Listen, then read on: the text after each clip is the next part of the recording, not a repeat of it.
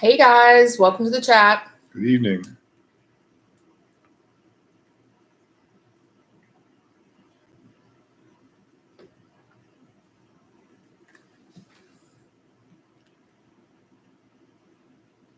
We're going to give it a couple minutes. You guys can come in, say hello, say where you're from. Chris loves that. And then we'll start rolling through some questions.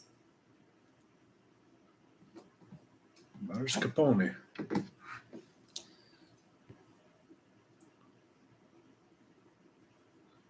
Ooh, Alaska.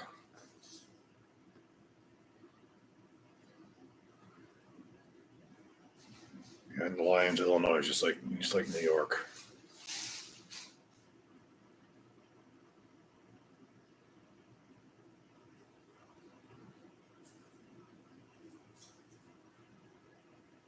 New Mexico. You have South Alabama too.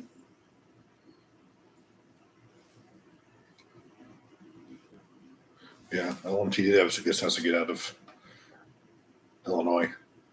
I just can't imagine there's a whole bunch of companies still in Geneseo, well, which is also right near Rock Island. They're still there. Why would you want to give a state tax money from you when they despise what you do for a living?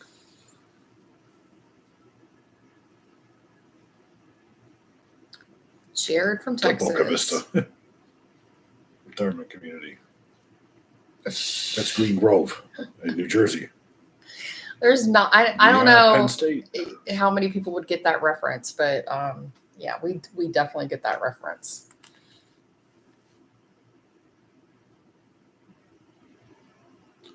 Wyoming.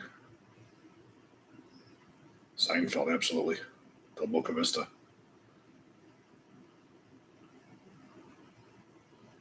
First live stream, welcome. Okay, guys, we're going to jump right into tonight. Thank you guys for joining us. If you would like to submit a question for the chat, you can just plop it into the chat line there. You don't have to send it multiple times. I do try to go back up at the beginning and pull and try to go in some kind of an order unless it gets a little too crazy, and then I may have to bounce around. If you'd like a guaranteed response, or if you just want to support the channel, you can use the super chat function, which is the $ underneath the chat line, and you'll get a guaranteed response to your question. Our preferred method is donor box because Google takes 30% of all donations. I'm going to pop the link into the chat right now. That's also available on smallarmsolutions.com as well. It's very easy to use. You can just put your question in the notes section of that, and I will get an email. And it's the same way as the super chat function. I have my phone right here. So yeah, Google does take a hearty amount of donations. So that is our preferred method. But either way, we appreciate you coming, and we don't just take paid questions. We try to get through as many as we possibly can in at least the hour, if sometimes we go over. So we're going to kick it off with Mark from DonorBox. Thank you, Mark. What's the best trigger for the LWRC 6.885, the Geisley SSA-E, or the LWRC Enhanced Fire Control, and why? I tend to go with the Geisley because the Geisley is the most refined. LWRCs, all the ones that I've seen LWRCI, including more recently, they're single stage. They're single stage triggers. They're nice because they're nitride. They're not nitride. They're nickel boron coated, so they're definitely smoother. But for as far as slick feel and a beautiful double action trigger, or two-stage trigger, you're not going to beat Geisley. Other than Hipperfire. And he said also, what do you see the future of the 6.8 SPC? Is it going the way of the dinosaur, or will it remain a viable option for LE in military? I think that it has the incredible potential to be a military cartridge. With the extreme failure of the GSW program of the 6.8 by 51, the 6.8 SPC is the ideal cartridge to sit in between the 5.56 and the 7.62, which is what the GSW program was supposed to do. The 6.8 SPC would add features, it would add benefits to the cartridge and capabilities without taking away the capabilities the way that the NGSW was doing. So this is the way that it should go, in my opinion, but I don't believe that it's going anywhere anytime soon. Somebody's watching Deployed from Honduras. Thank you for your service. Thank you. Kirk on Donor Box, he doesn't have a question. He just wanted to say hey. Thank you. Dustin on Donor Box says, I am running a traditional suppressor on an 8-inch barreled 300 blackout with a carbine buffer. Should I change my buffer weight?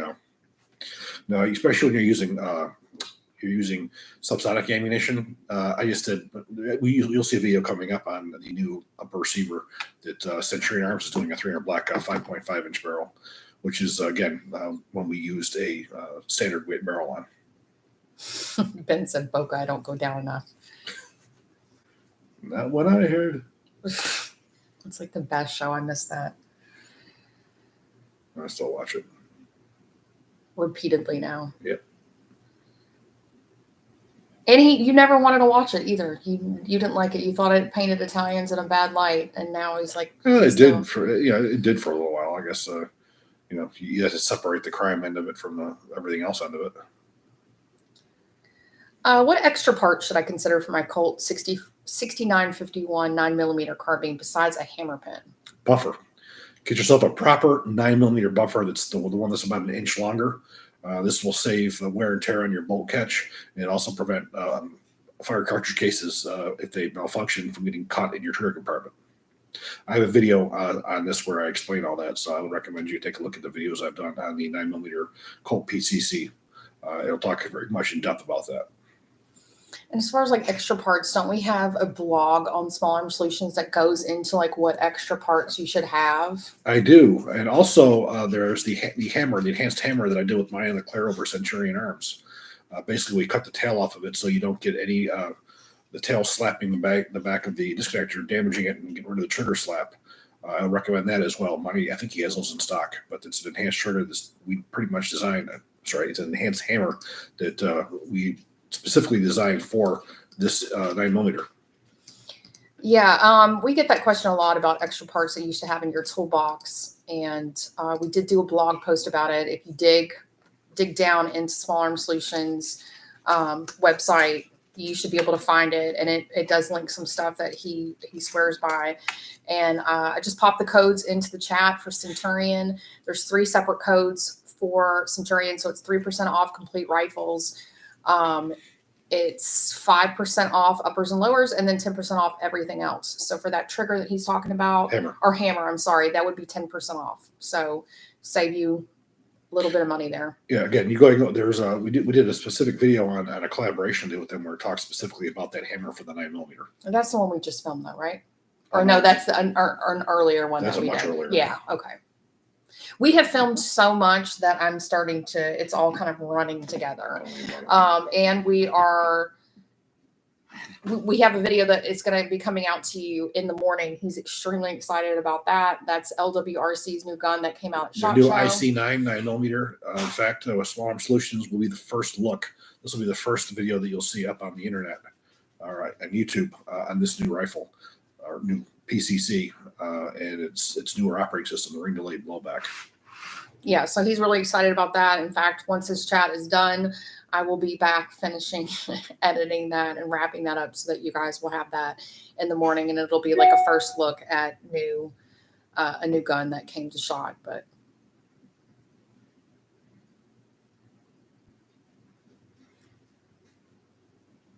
if you were building an 8-inch 300 black, what buffer spring buffer combo would you use? Standard carbine with the standard weight buffer, 3 steel and buffer. He said for supers and subs, only subs suppressed.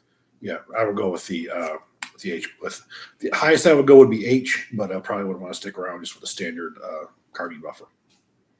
If you were going to be doing supers, then I probably would definitely say an H. But you'd be able to get away. You could get away with an H, but I probably would lean more towards the standard weight. Rollis on Donor Box, thank you so much. He just put a donation. He didn't have a question, but thank you. I appreciate it. Thoughts on the Bendy Sig Spear LT? We have a whole video on that, on the Spear Light. A whole video on that. I recommend you go take a look at that. I was actually quite fond of the Spear Light. In fact, I felt the EGSW should have been that gun chamber in 6.8 SPC, or even the LWRCI 6.8 and 6.8 SPC. Those are the two guns I thought would have been the best contenders to actually accomplish what the NGSW program was set out to do. Can you tell me if there's a big difference between the LMT 308 full auto versus the semi-auto BCG? I'm going to be running two uppers, the 13.5 inch and the 18 inch. No, there's absolutely no benefit to going with the full auto 308 upper or 308 bolt carrier. No benefit whatsoever. It's probably going to cost you more money, and they're a hell of a lot more rare. So no, there's no benefit to that whatsoever. Do you think that there will be different types of nitriding available that chrome line barrels may soon be replaced? I doubt it. Just because of what nitriding is in nature, it's not a plating. It's actually it's a where do I want to use? It's not a plating. It's a chemical process. It's all chemical versus one that's plating. I don't see that happening, and there's no need for it really. If you want a chrome plated barrel, you're just as better off going off with the standard manganese phosphate. The only benefit really is that the nitriding has over the manganese phosphate is incredibly corrosion resistant, but you got to keep oil on it so it doesn't dry out. Where with the nitride, you don't got oil. That's probably the only benefit to that. But for as far as longevity, the chrome plating, that's definitely especially if we're using full autos, it's a must.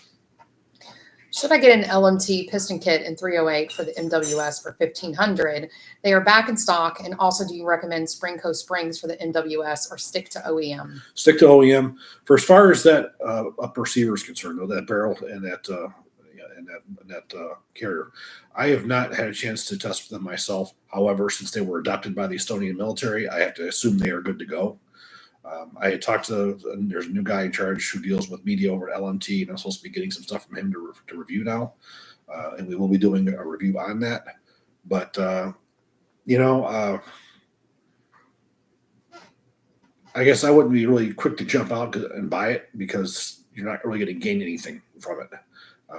That served a specific requirement that was put out by the Estonian military for health reasons. They didn't want anything that was going to introduce gas or heavy metals into the shooter's face. Again, it's a requirement in my entire career I've never come across that was unique to Estonia. So you don't really see that as a problem with some automatic and what you're doing. I don't know if it's worth the $1,500 for it. I really don't. For my rifle, 18-inch stainless steel match barrel. That's what I have on my 308s. It seems like Finland, having joined NATO, is finally abandoning the 7.62x59 and going with a Seiko rifle in 5.56. Do you know anything about this new service rifle? No, there's and any chance could you get your hands on one? No, it's certainly impossible. Getting weapons imported into this country, unless you want to do something very shady like was going on with what Mr. Vickers was arrested for. Oh, it's too difficult to get these things in legally. He got arrested? Oh yeah, there's the whole thing. Yeah, recent? Not too long ago. Oh wow. Yeah, I don't think they sentenced him yet, but oh shit, he'll never own a gun again. But it was fraud. Larry Vickers? Yeah, it was fraud. Oh wow. There were several different aspects of that, but the only way to bring those guns in legally is to do what was done is having those law letters. The only way to legally get a law letter is to actually do a law demo for our police department. They pretty much take it out any other way to get those guns into the country, unless you're going to be selling them commercially, and then you have to go through the process of acceptance with ATF, and then have to have distribution or a manufacturing facility over here that will do the X amount of American-made parts that are necessary. It's very difficult getting that stuff into the country unless you're our ATF or you're the Defense Intelligence Agency or the government. Or if you are Chris Bartacci and even you can get it legally, nobody wants to send him a gun that is a service rifle that is for another country because he got in trouble. Or we got in trouble. That was one of our very first videos that we did was on LMT's New Zealand rifle. And he had approval to do that video, but then New Zealand got upset because we basically, not me, I just filmed it, but because he knows everything and he's giving all the technical specs on this rifle, they didn't want that information being out there. The shame of it is the information was already out there. The mistake that I made was I used the actual Estonian rifles.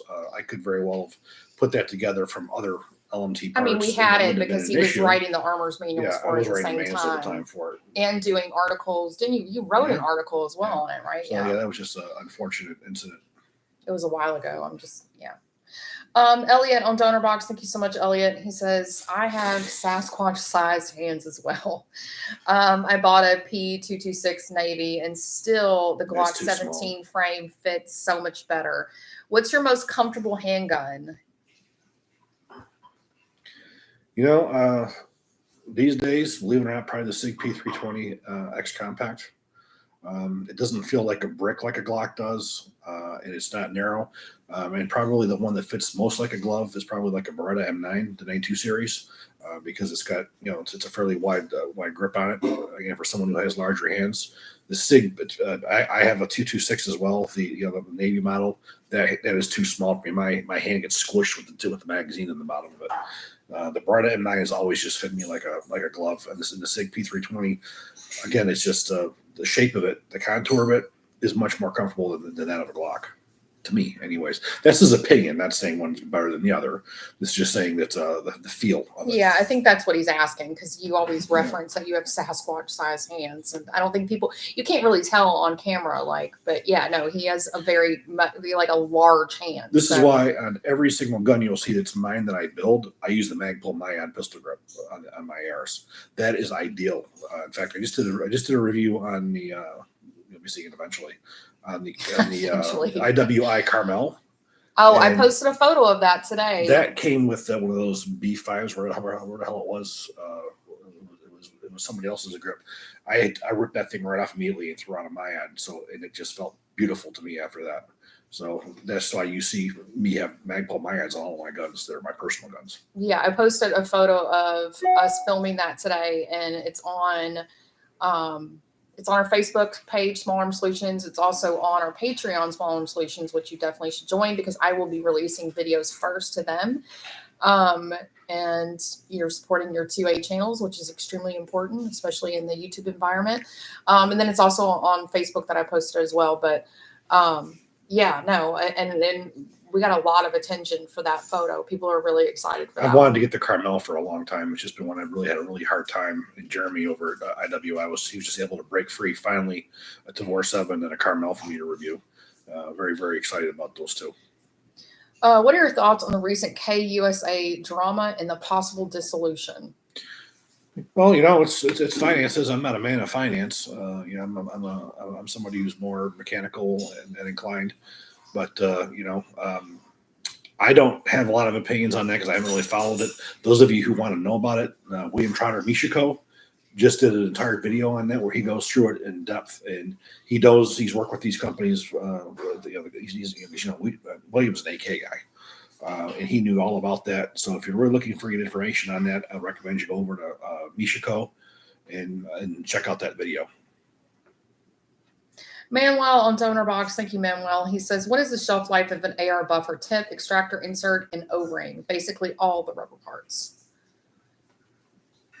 Wow, I've got ones that are 60 years old. So I that's probably a very good question, because they haven't reached them yet.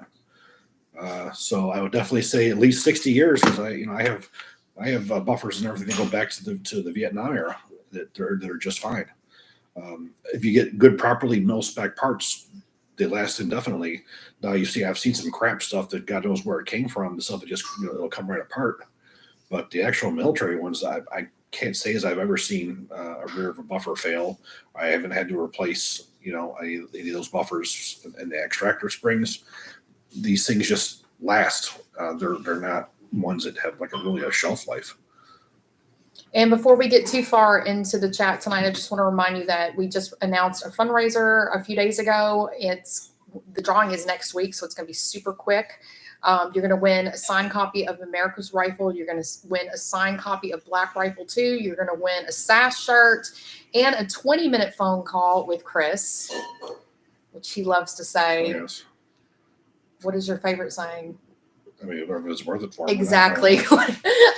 And really, honestly, that's what everyone is so excited to spend 20 minutes on the phone. So whatever gun problems that you're having, and that's something that we do with consulting, whether it's with companies or with private individuals that are having gun problems.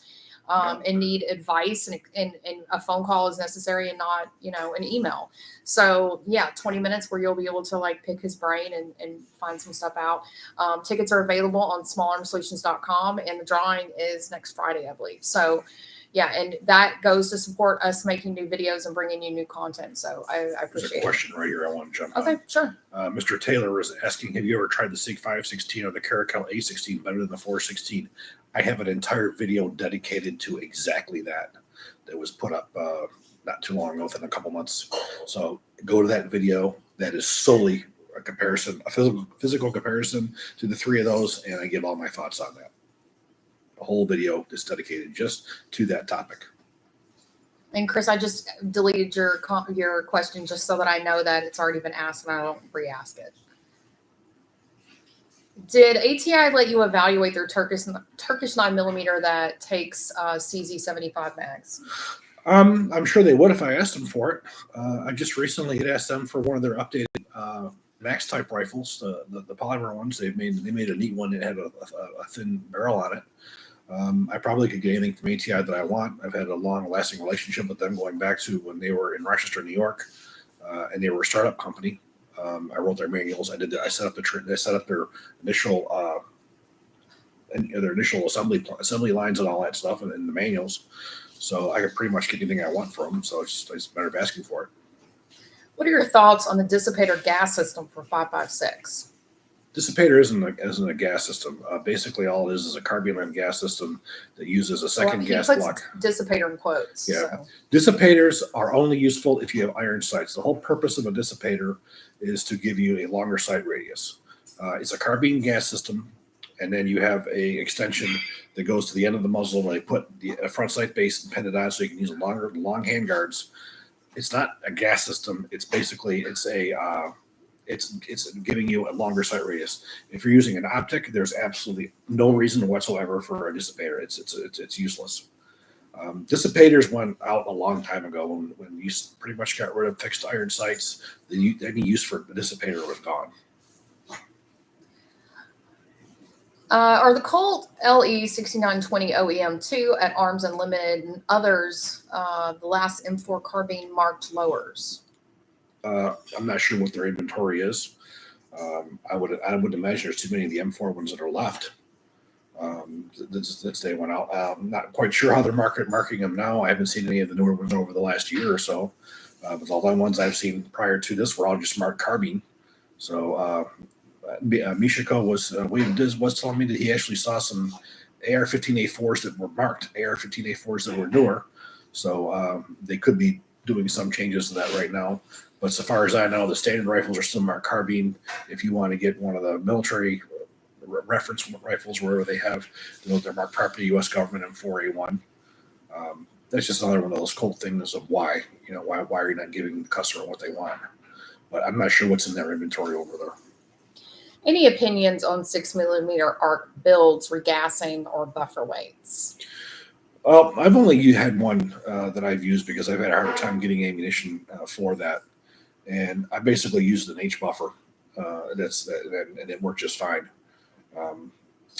The barrel I had was not a heavy barrel; it was more of a lighter weight barrel. If you so choose to get a heavy barrel, then you would want to switch over to an H2.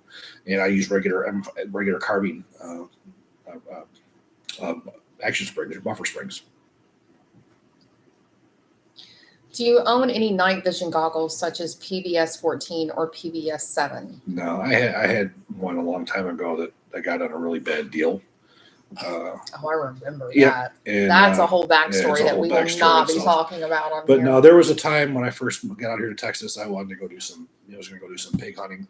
I set up a rifle all set to go do that. I had the night vision, I had I had a thermal, and I had I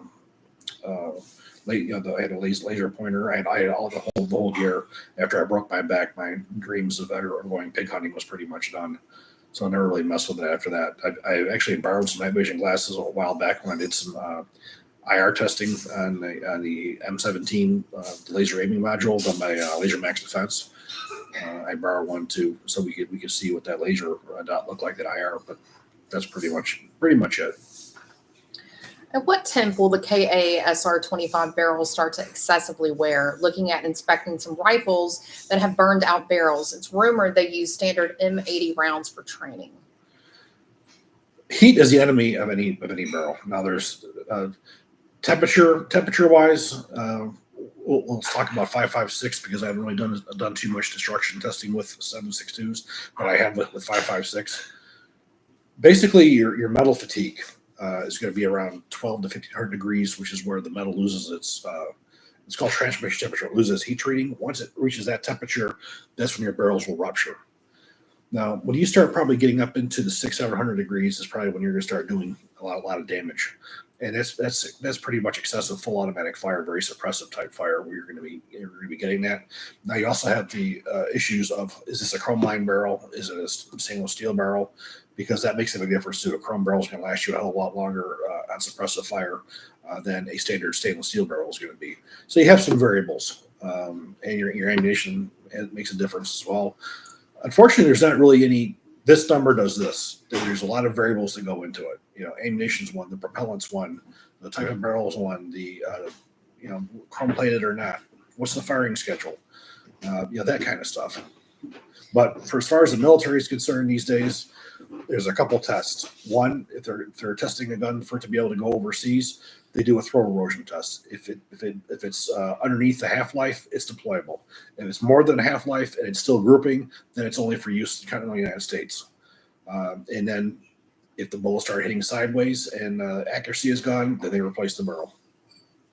Do you see any benefits for using a rifle speed adjustable gas block on a suppressed LMT 308? Not really. What I've been doing these days is it's also the same as what the industry is. You're getting away from baffle suppressors and moving more towards the reverse flow. Reverse flow basically does not have any adverse effects on your rifle. You'll see your ejection pattern doesn't even switch. Where you basically say you have a properly tuned gas rifle, where you're around 4 o'clock, your ejection pattern, and then you stick a can on there. Now you're up at 1 o'clock with a standard baffle. So where rifle speed comes into play is, first off, it's a range toy. The reason being is because you have multiple clicks. You literally would have to know what your clicks are to be able to do a quick change between suppressed and unsuppressed settings. If you have a barrel that has a gas port that is open like a barn door, that you're having problems with cycling, it works great. In fact, if you see the video I did on the rifle speed, you'll see I had a 308 Diamondback rifle that I had that problem with. No matter what I did, I could not get that gun to run suppressed until I replaced that gas block with the rifle speed, and now the thing runs like a kitten.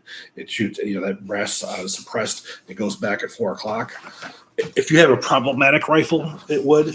But LMT, with as long as you have a barrel that's 16 inches or over, you can run it with pretty much any can that you want with its regular H-Street buffer. It's going to be fine. Your problem is it won't work on the LMT 308 because the LMT has the type of gas lock that it uses and the way that the gas tube is. That kind of a straight gas tube, the way all that's set up on there, more than likely it would not work anyways. So I would avoid against messing around with any rifle speed on an LMT rifle. Building some retro clone rifles and carbines. You mentioned in your M4 history video that Colt had an M4 before the DoD. What Colt model number does Colt consider their M4 and DoD's M4? Oh, geez. I got it written down. It's in Black Rifle. Oh, too. Jeremy, you're totally quizzing him tonight. Yeah, it's in Black Rifle 2, America's Rifle. Well, the actual model numbers. So, Jeremy, if you would like to buy America's Rifle on SmallArmSolutions.com, you can. If you already own it, or if you own Black Rifle 2, it's in there. Yeah, it started off as the XM4. And somebody may be able to, in the chat, answer it. XM4 was basically the M4 with an A2 carrying handle. And then once the M4 was actually adopted, they cut off the carrying handle and went to the 1913 rail, and that's basically it. It was all set up with the burst and everything as per what the U.S. government was. The original, most of the original commercial off-the-shelf, or if you want to call them export rifles that were selective fire, were all fully automatic. The only people who were ever stupid enough to buy the burst was the U.S. government. I'm sure somebody in the chat is going to be opening their copy of either Black Rifle or America's Rifle and pull it right out. Would the shorter projectiles oscillate, causing vibration in excessive water? I need a little more information on what you're talking about, what calibers, what you're trying to do. This is for Pork Choppy McMoose. Yeah, I need a little more information on that. Give a little bit more context, and we'll try to get your question answered. Have you ever used a 17.7-inch 223 Wildy Ballistic Advantage barrel, 1-in-8 twist, stainless steel right hand twist? It's on a Wilson Combat. And what buffer system would you use? It's an BA Hansen bar. I have not used any of the Ballistic Advantage barrels. No. I've used several of the 223 Wild barrels, and they're gassed no different than anything else. A 16-inch barrel like that, an H buffer generally would work very well. Again, depending on the profile, again, if it's a heavy barrel profile, H2. If it's a standard profile, H is your rule of thumb. But 1-in-8 is an excellent. It's an excellent option. 223 Wild is an excellent chamber. It's an answer for a question that was never asked. For the most part, I prefer the NATO chambers. That tends to work perfectly for everything I ever wanted to do with it. But there's a lot of companies who stand by 223 Wild. What is the best 9mm magazine insert? 9mm. Are you referring to the Magwell block? That is for DAR. If you're looking for the Magwell block, they're all pretty much the same. They're all basically copies of the infringements of Colt's patent that Art Nagel did. The thing is you want one that's going to bolt into place or pin into place, because the original ones, they used a screw. You would use an Allen key, and it had two little arms that would push out into the magazine and lock it into place. The problem is when you would over tighten that, it would push your magazine well out and damage your magazine well. That's why Colt got rid of that and went to the ones they drill and pin. So I would want one that's going to cause damage to your lower receiver. Okay, back to a previous question. The shorter projectiles question was regarding the SR-25 barrel wear. The barrels are stainless steel. The projectiles that are used in the SR-25 for the U.S. government are all the same. They're 175 or 178 grain. So there is no short projectiles that are used for the SR-25 for the U.S. government. Most bullets you're going to be using, unless you are a SWAT guy who you're using for short range, or you're using lightweight bullets, fast for like some of the Hornady ammunition, which is for a reason. They'll work just fine. But for the most part, those rifles are not using lightweight bullets. You're using the one from 168 or to the 175. But no, it'll certainly stabilize them, no problem. 1 in 10, 1 in 10 and a half, without a problem. What company has the better military collectors, AR-15, Colt or FN? And also, when did FN start supplying the military the M4 and the M16? Neither one anymore. Colt probably. Did he say retro or current? Well, he didn't say either. He said a military collector's AR-15.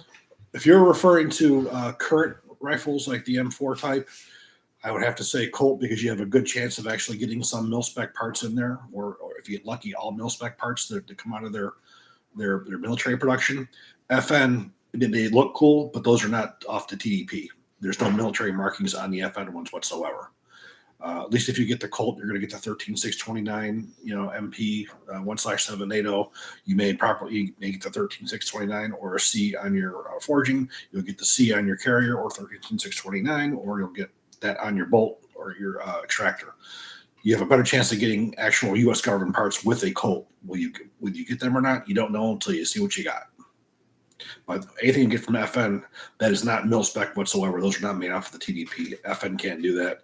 If it was found out that they were using those for those guns, Colt would be able to sue them and sue the U.S. government for it. So yeah, they're not FN. No, if you're looking for those details, Colt would still be the way to go with that. But again, it's a crapshoot. What you're going to get. Would you consider making a video of the ideal AR-10, AR-308 build sometime? I would have to build one. I literally would have to build one. But the reality is these days it's my LMT. When I go to for a 308, I generally hit up that LMT.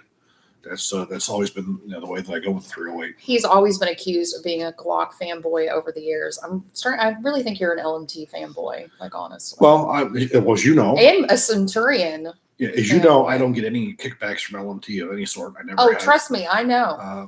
It's the same thing with everybody else. I mean, no one's giving us kickbacks when it comes to that stuff. But what I'm telling you is my opinion. Exactly. Of what I when I look at something and I say that's it. I don't got to mess with it. I can take it the way that it is, and I don't have to mess with it. And I like what LMT has to offer for as far as changeable barrels, because I do change out those barrels.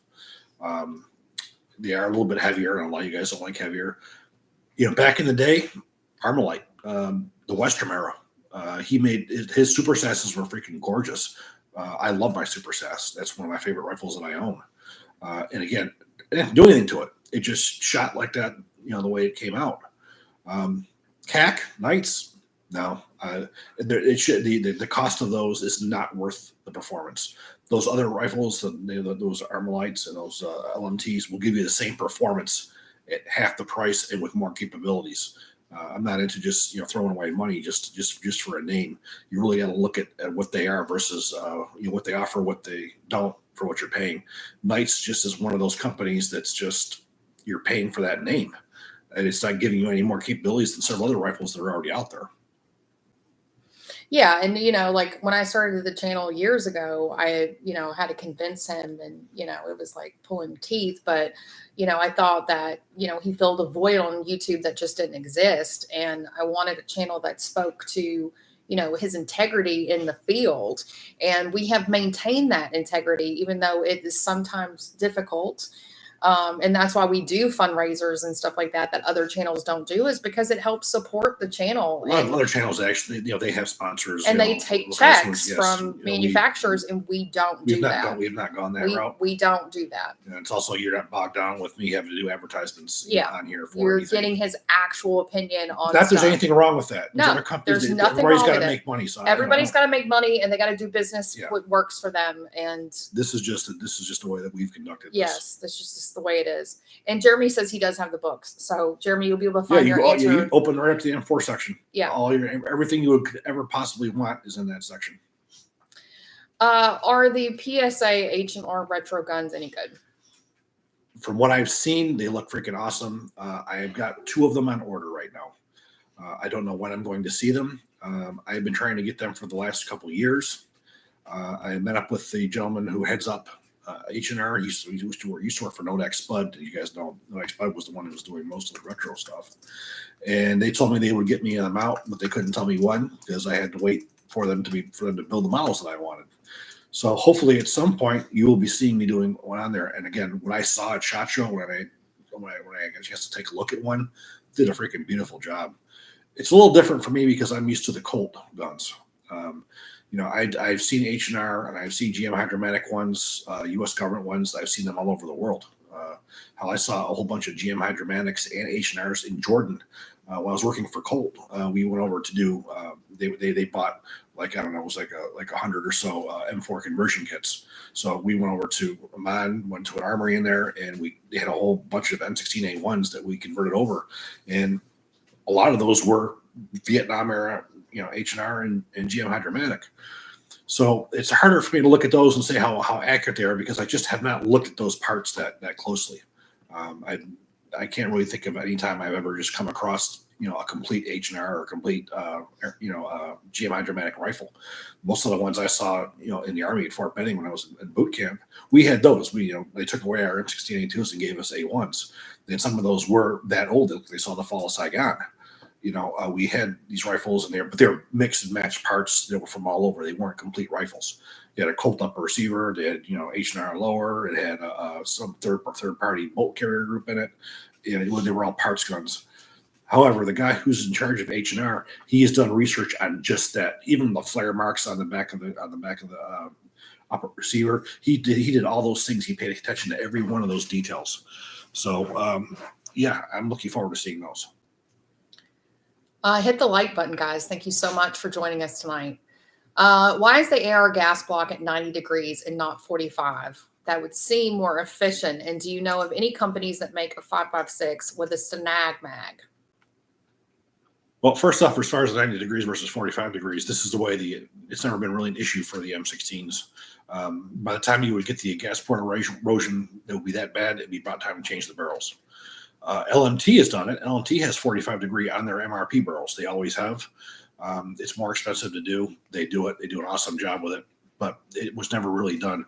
It was more so done with AKs. That was how the differences between AK-47s and AK-74s and whatnot. Companies that make 5.56 with Stanag mags. Every 5.56 out there that's AR-15 based or everything that's a NATO is using a Stanag mag. If you look at the Beretta ARX 160s, you look at the Bren 2s, those are all Stanag magazines. Stanag basically means it's an AR-15 M16 magazine that's standardized with NATO. So that's basically any military rifle that uses an M16 type magazine is a Stanag magazine. Was the M16A5 concept a real thing? It was a real thing, but it died a very, very quick death.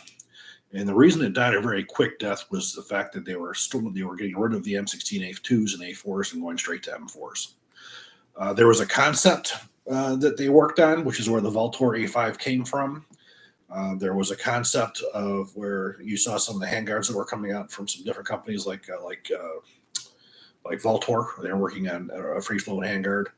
I had seen, in fact, if any of you guys have ever seen my LinkedIn page, you'll see. You won't see that picture. But when I was over in Afghanistan, one of the rifles that were there, yeah, I had a picture of me. It was working in the armory in Jordan. Is it not on Small Arm Solutions? I don't think so. I don't know. We should put it up then. Yeah, it's an old builder picture. I mean, we do have. I'm sorry to interrupt you. We do have some stuff up on Small Arm Solutions too. You might need to go check and refresh. Yeah. Because back years ago, I would make him write blogs and stuff and articles on there. So you might be able to dig and find some stuff on there. And you did include some pictures of you doing armor schools there in other countries. Yeah, so it might be there. So they actually had some M16A2s that they put carbine length, barrels, or sorry, receiver extensions on. Now there's a couple that I saw over there and throughout some of the times where people were working on these. One was the Valtor A5, which was fairly uncommon. And then what they would do is they would take a standard M4 and use a H6 buffer, which basically you had 3 tungsten weights. They cut each one of them in half. It would equal almost the weight, basically, you had of a standard rifle buffer. So it was there in concept, but the fact was military just stopped buying these rifles. The A5 really came out of what the Canadians were doing with the C7A1s. I'm sorry, C7A2s. That was the midlife upgrade where they basically took their C7A1 rifles, removed the stock, put a telescopic stock on it, and then we're ready to go. But no, it was something that they were working on, but it just died a quick death because they got rid of they stopped buying the full size rifles. Building an LMT 12.5 mid-gas spec bore with enhanced BCG. LMT says it will not work due to the altered cam path, increasing the dwell time. Carbine buffer and standard springs. What are your thoughts? Well, all I can tell you is this. We had 11.5 inches and 12 inches that we sold to Rochester Police Department that were sold with that carrier. And it worked fine. In fact, the head guy who was in charge of R&D over there, he was on the R&D, but he was the head guy who did the testing. He went and he tested that and gave us the green light for it and never had any problems with it. The biggest problems with that carrier are with the 20-inch barrels, not so much with those shorter length barrels. Now, for as far as spending your money is concerned, unless you really have a 14.5-inch barrel, it's not really worth it. You're not going to gain all that much. Maybe a little bit. Is it worth the extra cost of the carrier? No. You're better off just buying the enhanced bolt and using the enhanced bolt in whatever. Because that enhanced bolt works at everything, and it adds a major increase in durability and reliability over any bolt that you'll find on the market today. What is your opinion on the new Centurion Arms sand cutter? Oh, it's awesome. I have like 3 of them. You're going to be seeing in the video coming up where we show that. It's not just the sand cutter carrier now. He's now done his own bolt. He's done his own enhanced bolt. He's got 2 of them. And he's increased the diameters behind the locking lugs of the bolt, making it stronger. He has dual ejectors on him now, improved materials, and he now also has two different versions. One is a standard, and two is his.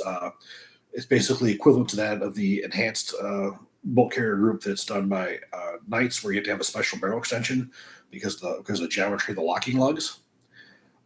So yeah, his new carrier is awesome, chrome, which I love. He has his new enhanced bolt, which I would definitely recommend. I just put about 500 rounds through it in the 300 blackout the other day, and it's just awesome. Monty does incredible work. He builds stuff for the real world use.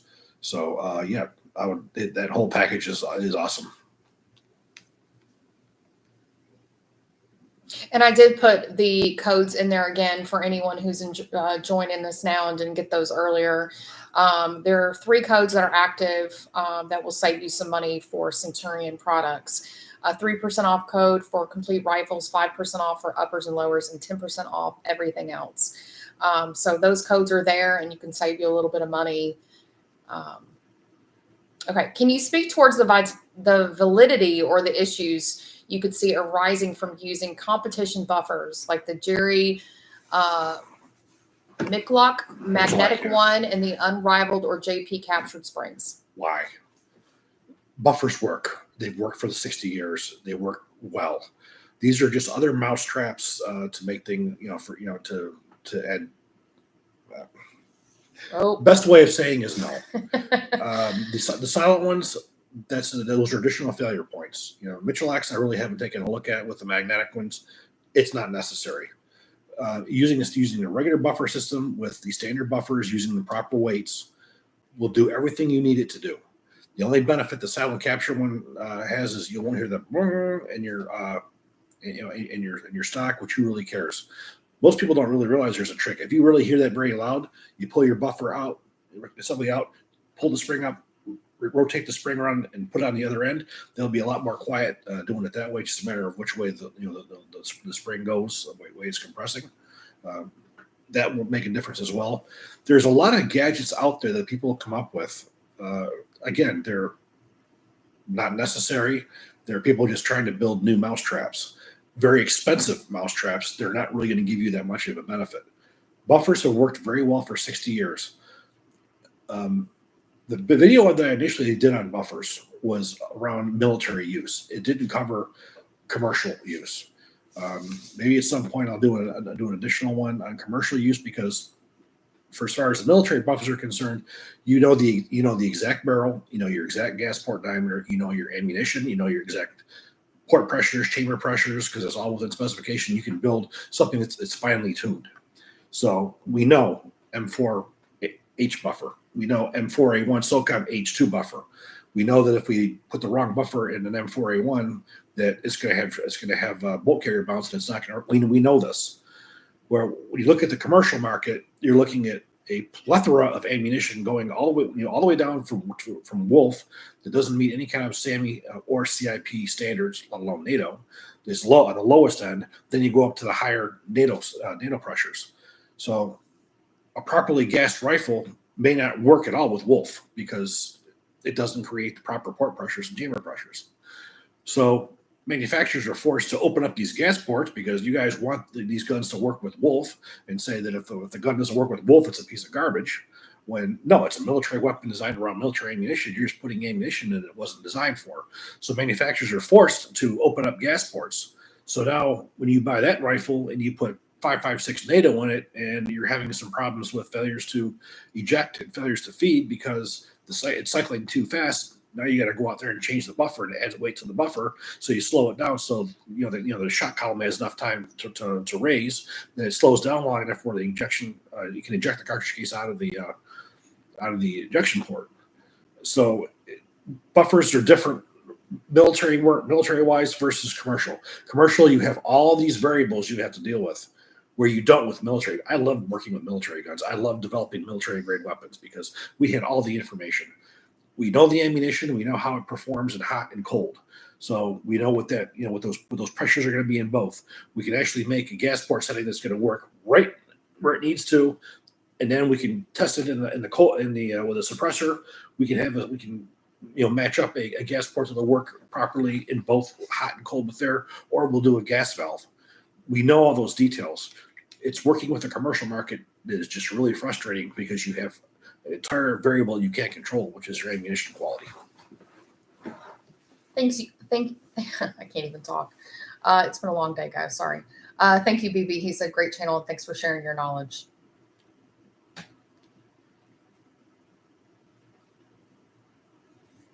Ooh, how would you rank all the Glock 19 alternatives like the M&P 2.0,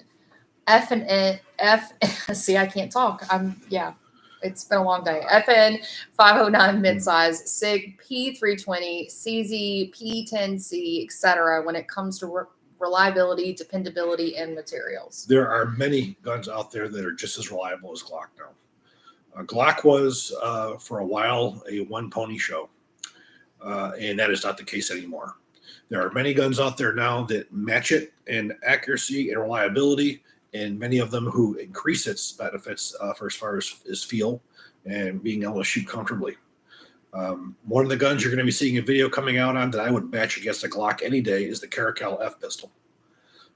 I've had a lot of experience with that pistol in UAE as well as here. It has lower bore access than Glock does, so you get less muzzle flip than you even do with a Glock. It's gone through all the same tests that Glock has. The P320 now, when it was initially adopted, was a complete nightmare. The pistols that they have now, those will rival Glock for durability and reliability. Smith & Wesson's not so much. There's some no other ones like the Archon, which is an excellent pistol as well. You have a lot of guns. Again, Glock is not, I don't think, the king anymore. There's too many other companies who have also perfected the use of striker fires. A Beretta APX is another one. Beretta APX actually survived the exact same tests the modular handgun weapon system did. So it mechanically, it should have been right there with the Glock SIG in that, all three of them. But of course, with all the bullshit they have for as far as requirements that don't require reliability, it's all everything else that Beretta was disqualified on. It met all the requirements, and it too had this chassis people are so in love with, thinking that that's why the SIG was adopted over the Glock, which it was not. But there are a lot of other options out there that are just as good, that feel better in your hand, that are more comfortable. Some offer additional features. Glock is just, it's like that mainstay that just stays the same. It just gets stuck in time. And it doesn't upgrade at all, right? Never upgrades. They'll throw a different frame on a different slide, maybe make you a little bit narrower grip, but it's the exact same gun, and they claim it's new. Our new models for the year are the same old models that we had, but we're now offering them with optics ready. Glock is doing nothing to enhance that design. Isn't that crazy too? Everyone just loved it too. And it was like the most amazing. People believe it's Glock perfection. It's already perfect, so why mess with it? Well, we're seeing that's not the case. I look at I look at the gun like that Caracal F. Absolute incredible pistol. It's gone through the same German military testing, the German endurance testing that the Glock has. In fact, one of the same designers, Wilhelm Biblick. His name's Biblick. Anyways, Wilhelm, he was the guy who designed the Steyr 9. Then he went over to Glock. Contrary to popular belief, Mr. Glock, Essex Glock, was not the sole designer of that pistol. Bublitz. Just go past it. And then this guy here went to work with Caracal. So you have the same guy who designed those other two who worked on Caracal. And again, just like the 816 and the 416, you had people who worked on those additional 4 guns came over to Caracal to build a gun better than the previous, which is the same situation with the Caracal, the F model. So you have a lot of options now that are just as good. Glock, I think, with the loss, with them not having the government contract, the SIG P320 is becoming more and more available. You're seeing militaries now adopting the SIG P320 in large numbers, like even the Canadians. They just adopted it, which surprised me. I figured they would have gone for CZ because of Colt Canada there, but no, they went with the P320. The more militaries that are adopting it, the more spare parts, spare magazines are going to enter the market. It's going to start really taking a hit off of Glock's market share in the future, and they're going to fall victim to that same that many companies did, just like Colt. We're going to survive upon our name, and we're going to say that we have the best, and that's just the way it's going to be, when everybody else is going to leave us in the dust. And I think that's where Glock's heading, and their management is very arrogant, is to this perfection where they're at, and no need to change. They had that Glock 22 pistol, the 44 that came out, where it had problems. Rather than say that we messed up, we didn't test it with American-made ammunition, we need to fix it. Nope, this pistol is perfect. Again, it's that not wanting to admit that we made a mistake in fixing it. So there's an arrogance there too that's not good. It's just the overall direction that Glock's gone over the last probably 5 or 10 years, uh, from a progressive company to a very customer-oriented company to the arrogant company that they are now. It's not a good sign. Other companies have gone down the same road and look where they end up. But you only remain top on the top for so long before someone's going to come along and build a better mousetrap. And once they get out, there's not really any way to stop that train. Bob says Glock should make a square-barreled AR-15. That would be interesting. Glock did have an AR-15, oddly enough, Yeah. Which was really ridiculous. The 9mm submachine gun, Mr. Glock said, this goes back to the 90s. He would only introduce a 9mm submachine gun if it was as reliable as his pistol, which obviously they never did. But again, you're stuck, in one thing. It's not good for anybody. I know you use in like arms parts. Do you know anything about the future of arms? They are always out of stock of basically everything, but it seems like they are still in business for now. Sadly enough, arms is done. Once Dick Swan died, it was taken over by one of his daughters, and they really could not care less about this business. There's no new products. 3/4 of what they have is never in stock. They're not making anything. They're no longer part of any kind of military tenders. There's no more competition. They're just, the company's just dead. I don't know how they're keeping their doors open. People go on there trying to find mounts. They go on there trying to find sites and everything. They just can't find it no more. In fact, if you look at Monty LeClaire was trying to do some Mark 12 Mod O's and want to get the Swan sleeve and the rear sights. They're not making them. They won't even make them. They won't even make them for him to build these rifles. And there's quite a bit of a market right now in the retro. They wouldn't do it. Crazy. So yeah, his daughter basically ran it into the ground. She just didn't care about it. She doesn't go to SHOT Show. Such a successful business too. Yeah, Uncle Dick was a filthy rich man, and I think yes, he was. I think basically his family just cashed it out, and they really could care less about the company. But they never sold it, and unfortunately, after Dick was gone, Arms doesn't have much of a name anymore. Everything that they have now is really archaic. They were state of the art 20 years ago. Now the surge systems, forget it. Those things are massively heavy. They're way too heavy. The Spartan, same thing. That was revolutionary in its time too for being lightweight. Not anymore. His backup sights, again, they were always popular but expensive. They stopped making them. They still do some OEM work. In fact, I just got an optic from Elkit, and they use throw lever mounts on those still to this day. So they still have to be getting them from these guys for these larger contracts. So maybe they are still doing some work for OEMs, but really the company's pretty much just gone. And he was so successful. I can remember like nearly 25 years ago, my very first, I think it was my first SHOT Show. Mm-hmm.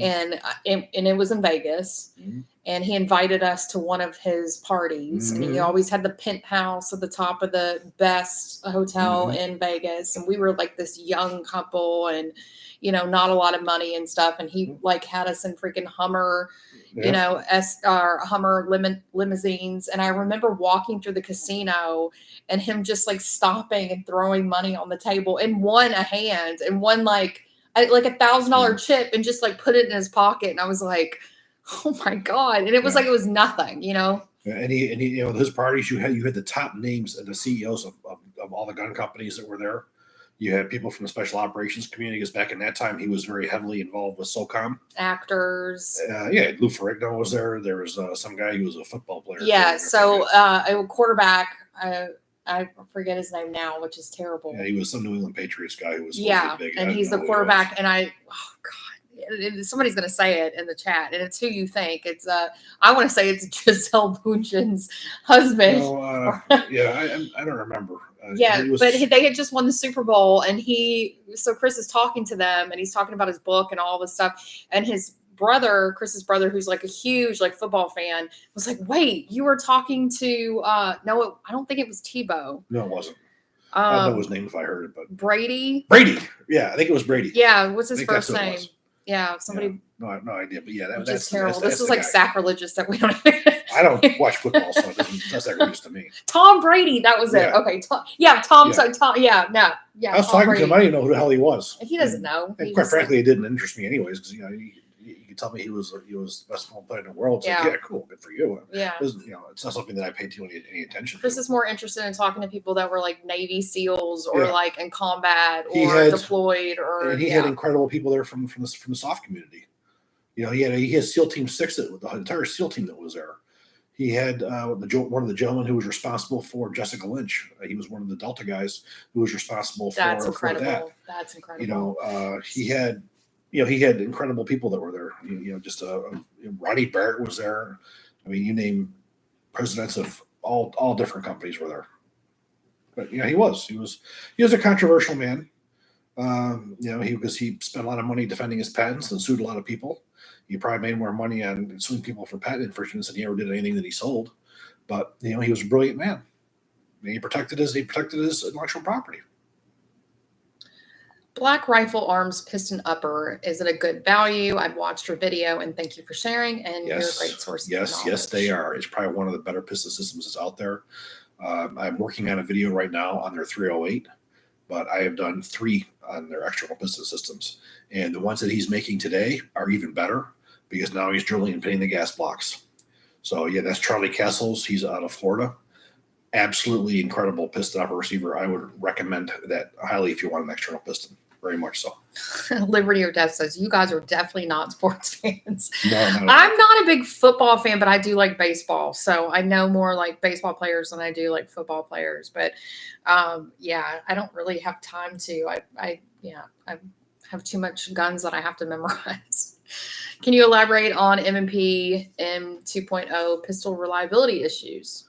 Not really. Again, I don't really pay too much attention to Smith & Wessons because generally none of them work very well.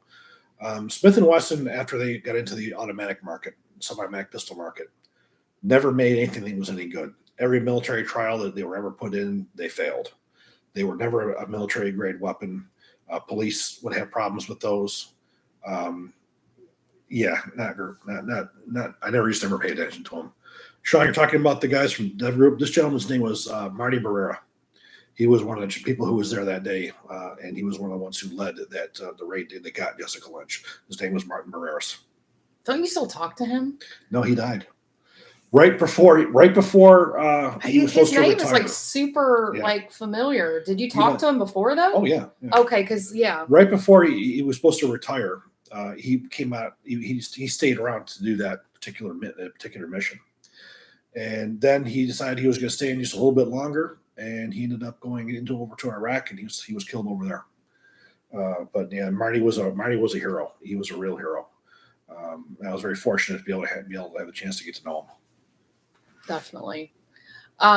Make sure you go to smallarmsolutions.com and support the channel and buy a raffle ticket. It is bringing you the most amazing content that's coming your way because we do not take sponsored paychecks from any manufacturers. He literally gives you his honest review on things. So I appreciate you guys joining us tonight. Thank you for submitting all your questions. I have to shut this down so that I can go finish the video that you are going to get tomorrow. If I had to guess what time I'm going to push it, it's probably going to be 11 Central Time. Chris wants it to you immediately. So I have to go finish and do my job, but you will have a new video tomorrow on the LWRC.